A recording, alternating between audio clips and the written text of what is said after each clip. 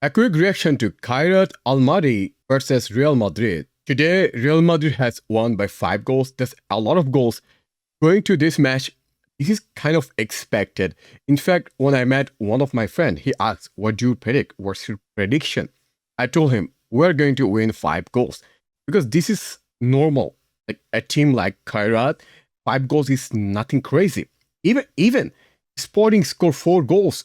So this is not totally surprising that Real Madrid scored 5 goals. It's a good sign that we're getting back from that smashing by Atletico Madrid. Being said that there are a lot of positives we can discuss today. And we also saw there's some change in the lineup today. We saw some change in the defensive lines. Only change I did not like Asensio as a right back.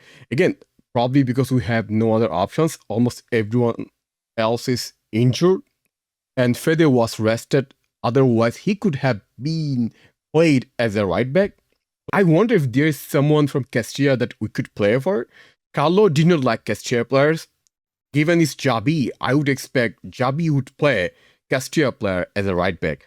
Honestly, I'm not a big fan of Asensio as a right back. I see him as a center back. Again, he can play when you have to defend, but when you need to attack, I just don't see him being as effective as right back. Because in modern football, every fullback has to play as attacking also, right?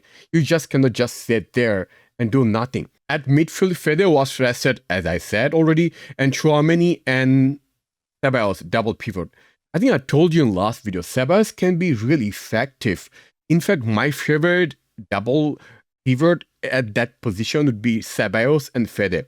Although Tchouaméni can also play with Ceballos. When Tchouaméni and Fede plays, as I said many times, I just feel something is missing. There's some missing of creativity. Last season, when we played our best matches in a period of time, I think it's like December or January, if I'm not mistaken, when we were above Barca about 9 points, that's the best football we played last season. And the midfield was mostly Fede and Ceballos. Both of them had really good chemistry. And if you can get that, if you can instill those play style from last season between these two players again, that would be amazing to see going to next couple of matches. And in the front, as usual, people, there's no surprise. I also like the Arda played in his best position, not on the right side. Now, if we discuss about the goals, Mbappe's first goal is penalty. There's no discussions, no controversy. However, his second goal is something a little bit different, like a huge long pass from Courtois. Like goalie got an assist, like Courtois got an assist. That's incredible. And Mbappe, good control, good finish. And Mbappe's hat-trick is probably one of my favorite goals today. What surprised me today, the dribbling from Rodrigo. This is the type of dribbling we kind of miss. Like when you have a few defenders, 4 or 5 players, and someone can do those kind of small space dribbling, that's when you can create some chances that's not possible otherwise. Now, Mbappe, Vinicius, both need a lot of space. They're not like a small space dribbler like Rodrigo, who needs small space. He can dribble and do small pass and get the goal. For that dribbling and get the ball to Arda, and who got just a touch to Mbappe and shoot, long distance goal. Beautiful goal. And Arda got another assist. See, this is intelligent. Like sometimes you don't have to shoot. Sometimes some people, what they try to do, they just try to force a shot. Sometimes you just have to give one small touch for a player in that position. And our fourth goal is none other than, I think it could be his first Champions League goal, Camavinga. Again, who created that chance? Who created that? Rodrigo. He was dazzling, even though he got a few minutes, but he was dazzling today. One of my favorite goals also is the last goal.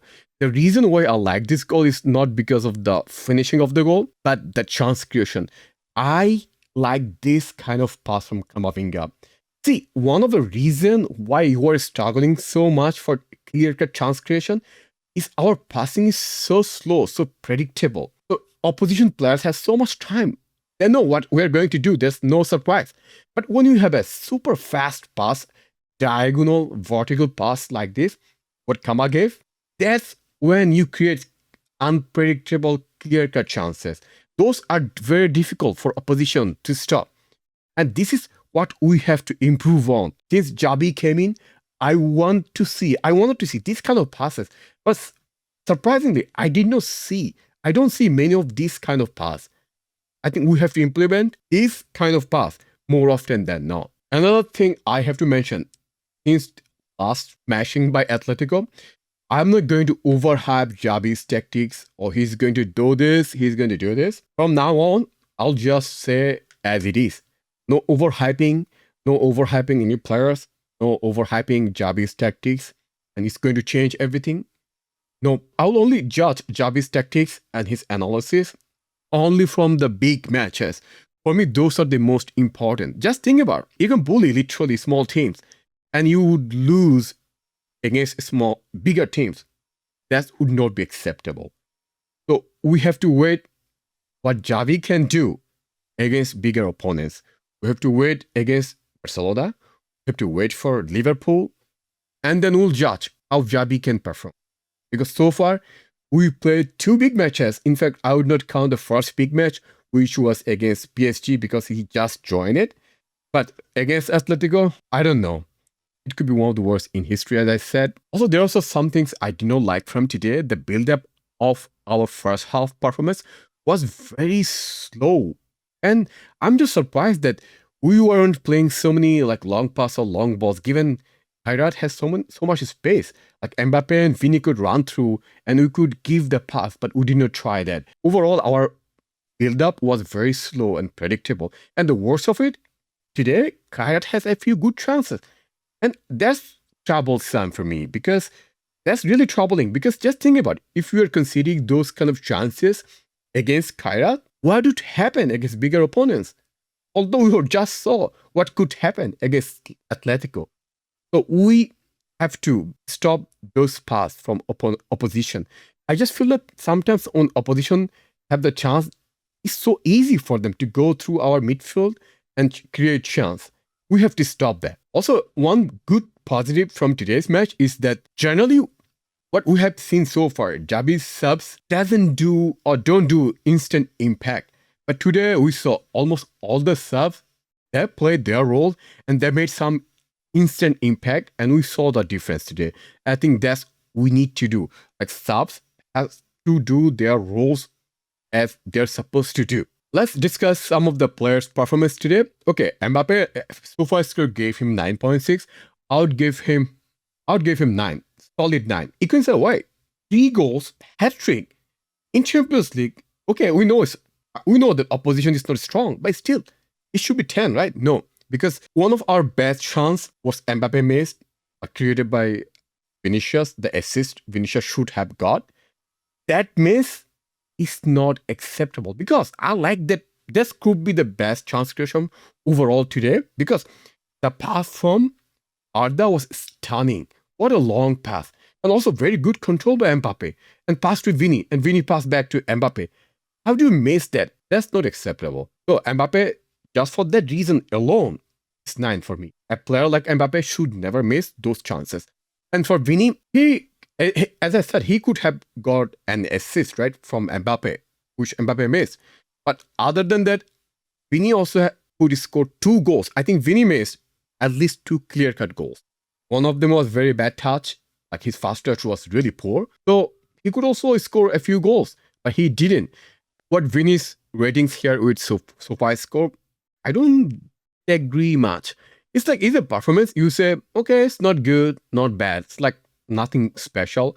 I expect way more from Vini, as I told you many times. And then Arda, I think Arda was really good today. I totally disagree with SofaScore's rating because he was almost everywhere. Like, he was linking up Tchouaméni and Ceballos. And that pass that Mbappé made, right? That pass to Mbappé, that was stunning. Those are the passes that create chance. Those are the passes or chance creation that do the most damage to the opposition teams. And we need Arda. One thing I say, Arda, in this first 11, for me, there are only 2 players that I can say these 2 players has fixed position in this team. They should never be subbed out or rotated with other players unless it's needed for their physical health or is because of smaller team. We are playing very strong team, a strong opposition team. These two players has to play. One of them is Mbappé, and the other is Arda. Those are the two players that have given me the most confidence out of any other players. None of the other position I can say, oh, this player cannot be replaced. No, only these two players are permanent for me. Arda is doing amazing job this season so far. Last season, Carlo had some allergy to youngsters, so he did not get much chances. And now he got the chance. He got the Xabi's trust, and he's showing. He got an assist, right? Overall, solid win.